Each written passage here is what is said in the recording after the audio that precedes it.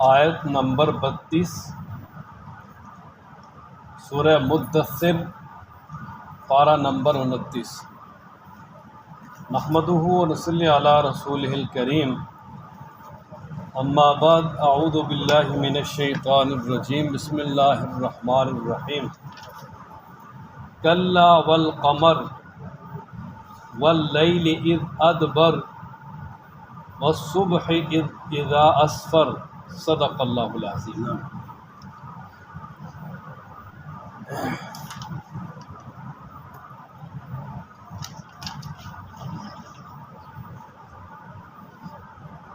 اس سے پہلے جو آیات ہیں ان کے آخر میں اللہ تبارک و تعالیٰ نے فرمایا تھا کہ وما ہی الا ذکریٰ للبشر، یہ جو قیامت ہے اور دوزخ کا جو تذکرہ ہے، دوزخ ہے، یہ انسانوں کے لیے ایک نصیحت ہے۔ اور اب اس کے بعد فرمایا کہ دوزخ کا انکار مت کرو، اس دنیا کے بعد آگے دوسری دنیا یعنی آخرت بالیقین قائم ہونے والی ہے، اور اس آخرت کے اندر دوزخ بھی ایک بڑی سنگین چیز ہے، بہت بڑی چیز ہے، بہت بڑی چیز، جس کے ساتھ سابقہ پڑنے والا ہے۔ اور ابھی دنیا میں وہ جو دوزخ ہے وہ لوگوں کے لیے اللہ تعالیٰ کی طرف سے ڈراوا ہے کہ اللہ تعالیٰ نے اس کا ڈر سنا دیا ہے۔ اب جس کا جی چاہے وہ برے اعمال کر کے اس جہنم کی طرف آگے بڑھ جائے، یا یہ کہ نیک اعمال کر کے اس کو اپنے آپ کو اس جہنم سے پیچھے کر لے، پیچھے ہٹا لے، کہ برے اعمال کر کے اس جہنم کی طرف بڑھ جائے، یا اچھے اعمال کر کے اپنے آپ کو جنت کا مستحق بنا لے، یا اب انسان کی اپنی مرضی کی بات ہے۔ اس نے فرمایا کہ اللہ تبارک و تعالیٰ نے مکمل طور پہ انسان کو باخبر کر دیا، اور پھر اللہ تبارک و تعالیٰ نے یہاں 3 قسمیں اٹھائی ہیں۔ والقمر، پہلی قسم ہے چاند کی، واللیل اور دوسری رات کی، والصبح اور تیسری صبح کی۔ اب یہ دیکھیں کہ اللہ تبارک و تعالیٰ اس سے استدلال کرنا چاہتے ہیں آخرت پر، کیونکہ اللہ تبارک و تعالیٰ جو قسم اٹھاتے ہیں وہ ایک طرح کا استشہاد ہوتا ہے۔ کہ مثلا دیکھیں جس طرح چاند ہے بالکل چھوٹا سا ہوتا ہے، بڑھتے بڑھتے 14ویں رات کو مکمل چاند بن جاتا ہے بدر، پھر اس سے جو ہے نا وہ دوبارہ گھٹنا شروع ہو جاتا ہے، اور ایک وقت آتا ہے وہ ختم ہو جاتا ہے، دوبارہ نئے سرے سے شروع ہوتا ہے۔ اسی طرح یہ دنیا کی زندگی بھی ختم ہونے والی ہے، اس کے بعد ایک نئی زندگی آنے والی ہے آخرت کی۔ اور اسی طرح فرمایا واللیل اذ ادبر، کہ رات ہے، رات جب چلتی ہے تو اس کے بعد دن آ جاتا ہے۔ تو گویا کہ اسی طرح دنیا جو ہے یہ بھی جب ختم ہو جائے گی تو اس کے بعد آخرت آ جائے۔ اور علماء مفسرین لکھتے ہیں کہ اللہ تبارک و تعالیٰ نے یہاں نا جوڑا جوڑا سے استدلال کیا ہے، کہ جس طرح سورج چاند ایک جوڑا ہے، چاند رات کو جو ہے وہ فائدہ دیتا ہے، سورج دن کو فائدہ دیتا ہے، اسی طرح رات دن یہ بھی دونوں جوڑا ہیں، دن آتا ہے رات چلی جاتی ہے، رات آتی ہے دن چلا جاتا ہے۔ تو یہ جس طرح یہ ایک جوڑا ہے تو اسی طرح یہ دنیا اور آخرت بھی ایک طرح کا جوڑا ہے، کہ جس طرح رات کے بعد دن آتا ہے اسی طرح دنیا کے بعد آخرت بھی ہے۔ اس لیے فرمایا کہ اس آخرت کی تیاری کر۔ فرمایا نا کلا، خبردار، ہرگز نہیں، یعنی یہ جہنم کا انکار نہیں کرنا۔ کیوں؟ والقمر، قسم ہے چاند کی، واللیل اور رات کی، اذ ادبر، جب وہ جانے لگے، والصبح اور قسم ہے صبح کی، اذا اسفر، جب وہ روشن ہو جائے۔ اب اس کے بعد آگے استشہاد، انہا، بے شک یہ، لأحد الکبر، البتہ بھاری چیزوں میں سے ہے، بڑی چیزوں میں سے۔ یہ انہا حاضمی یہ دوزخ کی طرف راجع ہے، کہ یہ دوزخ جو ہے یہ بہت بھاری اور بڑی چیزوں میں سے ہے، اس کو ہلکا نہیں سمجھنا بلکہ اس کے لیے تیاری کرنی۔ نذیرا للبشر، یہ دنیا میں انسانوں کو ڈرانے کے لیے ہے، انسانوں کے لیے اللہ کی طرف سے ایک ڈراوا ہے۔ لمن شاء منکم، ہر اس آدمی کے لیے جو تم میں سے چاہے، ان یتقدم، وہ آگے بڑھے اس کی طرف، او یتاخر، یا اس سے پیچھے ہو جائے۔ برے کام کر کے اس میں جا گرے، اچھے کام کر کے اس سے پیچھے ہو کر جنت کی طرف آ جائے۔ اور بعض مفسرین نے یہاں پر ایک اور تعبیر بھی کی ہے، وہ یہ ہے کہ وَاللَّيْلِ إِذْ أَدْبَرَ، رات کے اندھیرے سے مراد عیسیٰ علیہ السلام اور نبی پاک صلی اللہ علیہ وسلم کے درمیان جو زمانہ جاہلیت گزرا ہے، یعنی جس کے اندر اللہ تعالیٰ کی طرف سے وحی منقطع رہی ہے، اور جس کو فترت وحی کا زمانہ بھی کہتے ہیں، کیونکہ پہلے آدم علیہ نبینا علیہ السلام سے لے کر عیسیٰ علیہ السلام تک لگاتار انبیاء آئے، درمیان میں کوئی وقفہ نہیں ہوا، لیکن عیسیٰ علیہ السلام اور نبی پاک صلی اللہ علیہ وسلم کے درمیان تقریباً یہ کچھ 600 سال کا جو فاصلہ ہے، تو یہ اس کو تعبیر کیا رات کے اندھیرے سے، وَالصُّبْحِ إِذَا أَسْفَرَ، اور صبح جب روشن ہو جائے تو اس سے نبی پاک صلی اللہ علیہ وسلم کی رسالت جو کہ ہدایت اور نور ہدایت کی روشنی لے کر طلوع ہوئی، اور فرمایا کہ انہا لِأَحْدَ الْكُبَرِ، کہ یہ جو نبی پاک صلی اللہ علیہ وسلم کی رسالت کا اعلان ہے یہ بہت بڑی خبر ہے، بہت بھاری وہ بڑی چیز ہے، اور یہ دنیا والوں کو اللہ کا پیغام سنانے کے لیے۔ کل نفس بما کسبت رہینہ، اب آگے اللہ تبارک و تعالیٰ فرماتے ہیں کہ ہر شخص اس کے عوض محبوس ہے، گروی ہے جو وہ دنیا میں کر رہا ہے۔ بس خدا نخواستہ اگر دنیا میں اس نے برے اعمال کیے ہیں تو وہ اپنے برے اعمال کے اندر گروی ہے کہ وہ برے اعمال جس طرف اس کو لے کے جائیں گے وہ اسی طرف جائے گا، یعنی برے اعمال اس کو جہنم میں لے کے جائیں گے تو وہاں ہی گرے گا، لیکن اگر اچھے اعمال کرے گا تو پھر جنت کی طرف جائے گا۔ اس لیے انسان کو چاہیے کہ وہ اچھے اعمال کرے تاکہ اس کی آخرت ٹھیک ہو جائے، اور ساتھ اللہ تبارک و تعالیٰ نے جو ایمان والے ہیں ان کا استثناء بھی کر دیا کہ الا اصحاب الیمین، کہ جو جنت والے ہیں وہ اپنے اعمال کی وجہ سے محبوس قید نہیں ہوں گے جہنم میں، بلکہ وہ آزاد ہوں گے، اور کہاں ہوں گے؟ فی جنات، باغات میں ہوں گے آخرت میں، جو جنت کے اندر اعلیٰ قسم کے باغات ہیں ہر طرح کے۔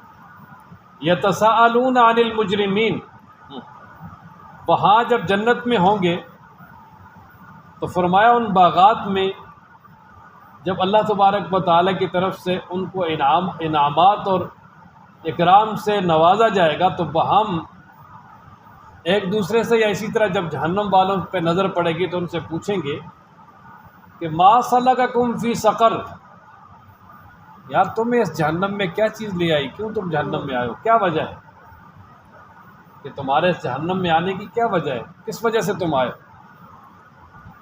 تو وہ آگے سے جواب دیں گے جی کہ 4 چیزیں ایسی ہیں جو ہمیں جہنم میں لے آئے، 4 کام ایسے ہیں کہ جس کی وجہ سے ہم جہنم میں آ گئے اور جہنم میں جل رہے ہیں، الیاذ باللہ۔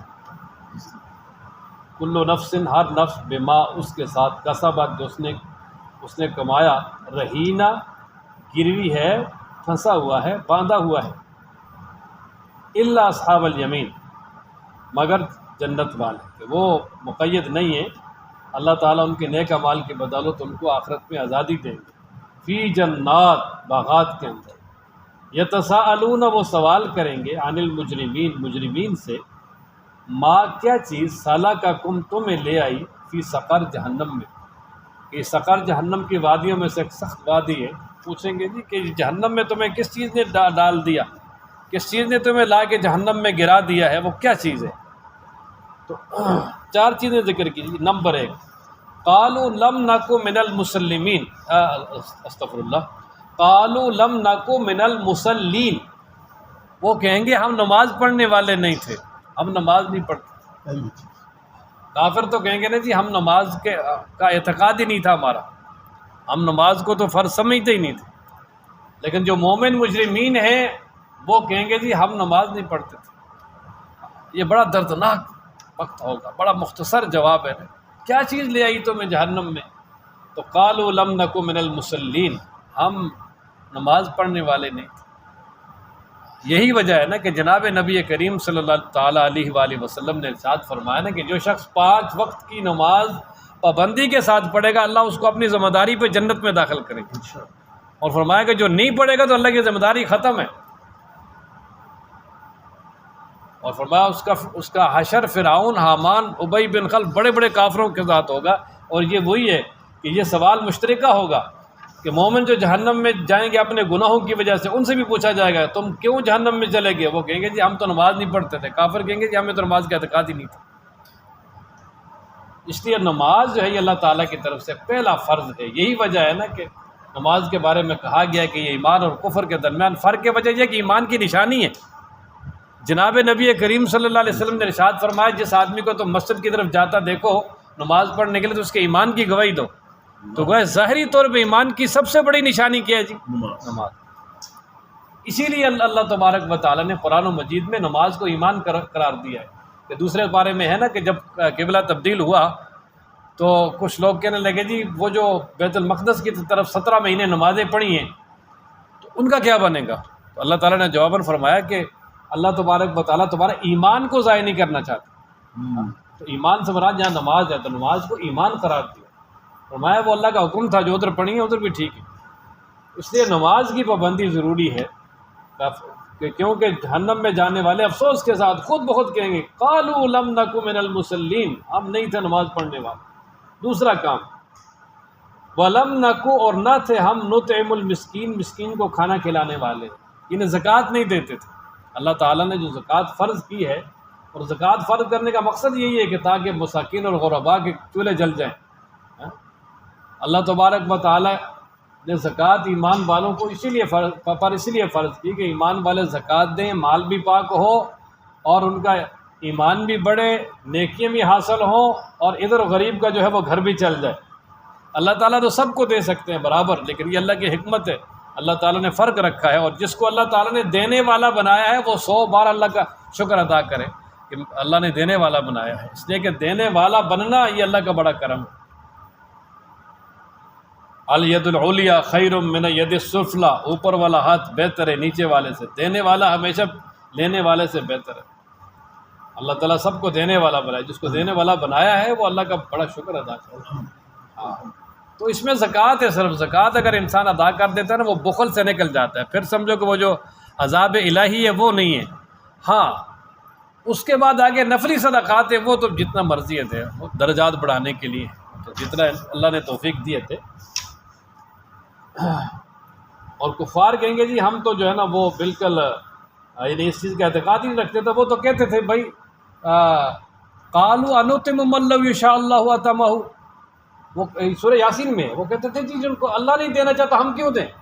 یہ جو غریب ہیں ان کو اللہ نے نہیں دیا، اللہ نہیں دینا چاہتا، تو انطعم من لو یشاء اللہ اطعمہ، جس کو اللہ تعالیٰ اگر دینا چاہتا تو دے دیتا، اللہ نہیں دینا چاہتا تو ہم کیوں دیں، ہم کون سے، ہم کو اللہ سے بڑے نعوذ باللہ۔ وہ اس طرح کے آگے باتیں کرتے تھے، مذاق کرتے تھے، استغفر اللہ۔ ولم نکن نطعم المسکین، اور نہ تھے ہم مسکین کو کھانا کھلانے والے۔ وَكُنَّا نَخُوضُ، اور بے شک ہم گھستے تھے، بحث و مباحثہ کرتے تھے، بحث و کرید کرتے تھے، مع الخائضین، گھسنے والوں اور بحث و کرید کرنے والوں کے ساتھ۔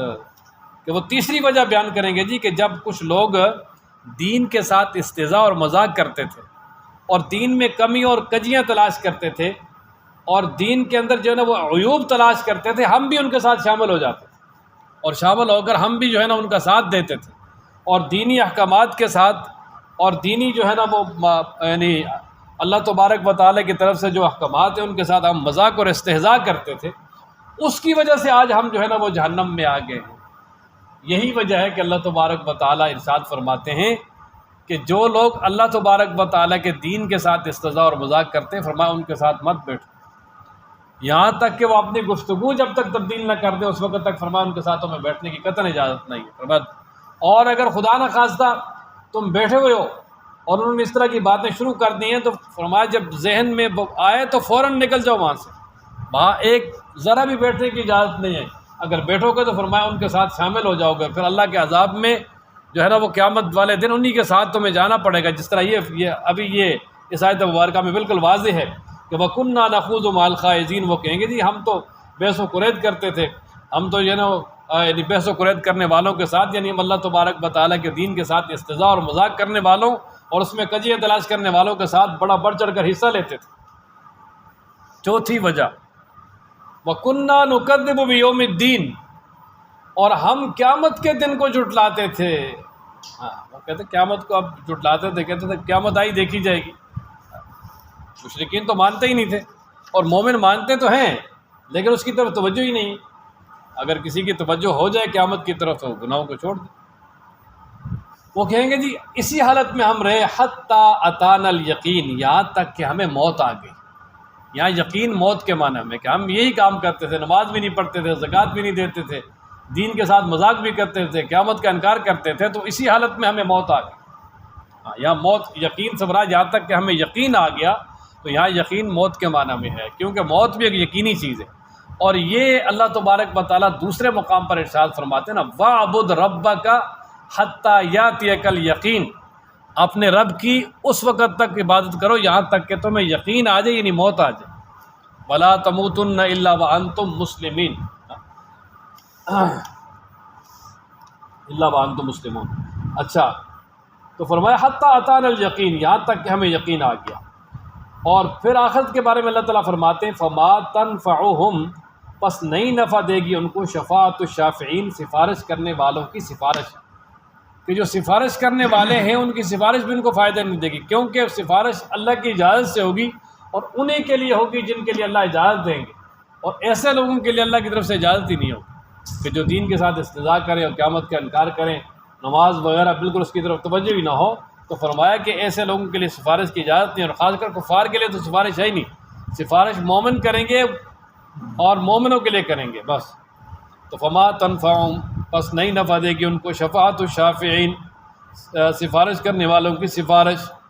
فما لہم عن التذکرۃ، اب آگے اللہ تبارک و تعالیٰ شکوہ کر رہے ہیں، فرما رہے ہیں کہ فما لہم، کیا ہو گیا ان لوگوں کو، عن التذکرۃ، کہ نصیحت سے، قرآن سے، مورثین، یہ اعراض کر رہے ہیں، منہ پھیر رہے ہیں، بھاگ رہے ہیں. کہ جب قرآن و مجید سکھانے کے لیے، دین سکھانے کے لیے، اللہ تبارک و تعالیٰ کے دین کو قبول کرنے اور اس پر عمل کرنے کے لیے جب بلایا جاتا ہے تو فرما اس سے اعراض کرتے ہیں، بھاگ جاتے ہیں. اور اللہ نے مثال دی کأنہم حمر مستنفرہ، گویا کہ وہ گدھے ہیں بدکنے والے، فرت، بھاگے جا رہے ہیں، من قسورہ، شیر سے، کہ شیر کی آواز اور شیر کے شور سے جس طرح وہ بھاگے جا رہے ہیں. تو آپ نے یہ اب دیکھا ہوگا ویڈیو وغیرہ ان چیزوں میں کہ افریقہ کے جنگلوں میں جب شیر آتا ہے تو یہ جنگلی زیبرے اور گدھے ریوڑوں کے ریوڑ بھاگ رہے ہوتے ہیں. تو چونکہ یہ گدھا اور اس طرح کی چیزیں شیر کی آواز سن کے یا شکاریوں کی آواز سن کے تو بدک کر بھاگتے ہیں. تو اللہ تعالیٰ نے اس کے ساتھ تشبیہ دی ہے کفار کو، اور اسی طرح جو قرآنی تعلیمات سے بھاگتے ہیں، کہ فرمایا کہ وہ اس طرح بھاگتے ہیں دین سے اور دینی تعلیمات سے، اور جب نبی پاک صلی اللہ علیہ وسلم ان کو دین کی طرف بلاتے ہیں یا کوئی بھی داعی بلاتا ہے، جس طرح گدھے شیر کو دیکھ کر بھاگ جاتے ہیں. ہمارا فما لہم، کیا ہو گیا ان کو، عن التذکرۃ، نصیحت سے، مورثین اعراض کرتے ہیں، کأنہم، گویا کہ وہ حمر مستنفرہ، گدھے ہیں بدکنے والے، فرت، جو بھاگے جا رہے ہیں، من قسورہ، شیر سے. عرب میں جو چیز زیادہ مشہور ہو نا اس کے بہت سارے نام ہوتے ہیں. یہ اونٹ جو ہے نا، اونٹ، اس کے سینکڑوں نام ہیں، بعض کتابوں میں لکھا ہے 300 نام ہے عرب کے. اسی طرح یہ جو شیر ہے نا، اس کے بھی بہت سارے نام ہیں. اس کا نام اسد بھی ہے، غضنفر بھی ہے، اور بھی بڑے نام ہیں. تو یہ بھی ایک قسورہ، یہ بھی شیر کے ناموں میں سے ایک نام ہے. تو فرت من قسورہ، شیر کی آواز اور اس کی دھاڑ سے جو ہے نا وہ بھاگ رہے ہیں. بل یرید کل امرئ منہم، ہاں اب آگے اللہ تعالیٰ فرماتے ہیں کہ ان لوگوں کا ارادہ یہ ہے کہ ہر ایک کو اللہ تعالیٰ کھلا خط دے دی اور وہ خود اس کو پڑھ کے ہدایت پہ آ جائے. تو فرمایا ایسا نہیں ہو سکتا، اس لیے کہ کھلا خط کسی کو بھی نہیں مل سکتا. اللہ کی طرف سے جب بھی ہدایت آئی ہے تو ہدایت رسولوں کے ذریعے آئی ہے بس. اور رسول جو ہے انہی نے آگے اللہ کے دین کی تبلیغ کی ہے. اللہ کا یہ اصول ہی نہیں کہ ہر ایک کو جو ہے نا وہ خود بخود جو ہدایت بھیجیں یا ان کو کھلا خط دیں اور ان کے ہاتھ میں آئے اور پھر وہ مانیں. فرمایا مانتے ہیں تو مانے، نہیں مانتے تو ٹھیک ہے، جائیں جہاں جانا چاہتے. فرمایا بل یرید، بلکہ ارادہ کرتا ہے، کل امرئ، ہر ایک شخص، منہم، ان میں سے، ان یؤتی، کہ اس کو دیا جائے، صحفا منشرہ، کھلا ہوا ایک صحیفہ، کھلا ہوا خط. کلا، ہرگز ایسا نہیں ہو سکتا. ہر ایک کو کھلا ہوا خط اس کے سامنے رکھ دیا جائے کہ یار آ جا ایمان لیا. فرمایا ایسا نہیں ہو سکتا. بل لا یخافون الآخرہ، بلکہ اصل بات نہ ماننے کی یہ ہے کہ وہ آخرت سے نہیں ڈرتے. آخرت کا ڈر ہوتا تو مان لیتے، کلا خبردار، انہو تذکرہ، بے شک یہ قرآن ایک نصیحت ہے، فمن شاء ذکرہ، جو چاہے نصیحت حاصل کرے۔ اللہ تعالیٰ کی طرف سے نبی پاک صلی اللہ علیہ وسلم اللہ کا قرآن لے کر آ گئے ہیں، تبلیغ کر رہے ہیں، اور اب جس کی مرضی ہے وہ نصیحت حاصل کرے، کرنا چاہے تو آ جائے۔ لیکن آگے فرمایا کہ وما یذکرون، نہیں وہ نصیحت حاصل کر سکتے الا ان یشاء اللہ، مگر یہ کہ اللہ چاہے گا۔ وجہ یہ ہے کہ ان کے اندر اگر ہوگی طلب ہوگی اور انابت ہوگی تو پھر وہ نصیحت حاصل کر لیں گے، اس کے علاوہ باقی جو ہے نا وہ نہیں کر سکتے۔ ہاں بندوں، اب یہ ہے کہ بندوں کو چاہیے کہ وہ اللہ سے توفیق مانگیں گے، یا اللہ ہمیں توفیق دے دے، کہ جب اللہ کی توفیق سے ہدایت بھی نہیں مل سکتی تو پھر ہدایت کی طلب رکھیں اور اللہ تبارک و تعالیٰ سے توفیق مانگیں، اور جب اللہ تبارک و تعالیٰ سے توفیق مانگیں گے تو اللہ تبارک و تعالیٰ ضرور عطا کریں گے۔ کیوں کہ فرمایا وہ اللہ سے توفیق مانگے اس لیے کہ اللہ تعالیٰ ہی جو ہے نا وہ فرمایا اور اللہ ہی سے ڈرے اور اللہ ہی سے بخشش مانگی۔ وجہ کیا ہے کہ ہوا اہل التقوی، اللہ تعالیٰ ہی اس بات کے قابل ہے کہ اس سے ڈرا جائے، واہل المغفرہ، اور اللہ ہی اس بات کے لائق ہے کہ وہ بخشش کرے، یعنی معافی بھی اللہ کے ہاتھ میں ہے، اور وہ ذات کے جس سے ڈرا جائے وہ بھی اللہ تعالیٰ ہی ہیں۔ اللہ تعالیٰ ہی اس لائق ہے کہ اس سے ڈرا جائے، اور اللہ ہی اس لائق ہے کہ جو بخشش کریں۔ اس لیے اللہ سے ڈر کر، اللہ تبارک و تعالیٰ کی رحمت کا امیدوار بن کر، اللہ کے عذاب سے ڈر کر اللہ تعالیٰ سے بخشش مانگیں، اس لیے کہ اللہ تبارک و تعالیٰ بخش دیں گے اور معاف کر دیں گے۔ حدیث قدسی ہے ترمذی شریف میں، اسی آیت کی تفسیر میں نبی پاک صلی اللہ علیہ وسلم نے ارشاد فرمایا کہ اللہ تبارک و تعالیٰ فرماتے ہیں کہ میں اس کا حقدار ہوں کہ مجھ سے ڈرا جائے، اور جو مجھ سے ڈرتا ہے اور میرے ساتھ میرے ڈر اور خوف کی وجہ سے وہ کسی کو شریک نہیں ٹھہراتا، کسی کو معبود نہیں بناتا، تو پھر فرمایا میں اس بات کا حقدار ہوں کہ میں اس کی بخشش کروں، کہ جب وہ میرے ساتھ کسی کو شریک نہیں کرتا، مجھ سے ڈرتا ہے، تو فرمایا پھر مجھ پر بھی اس کا حق ہے کہ میں اس کی بخشش کروں۔ اللہ تبارک و تعالی ہم سب کی کامل بخشش فرمائے، اور اللہ موت سے پہلے موت کے لیے تیاری کی توفیق عطا فرمائے۔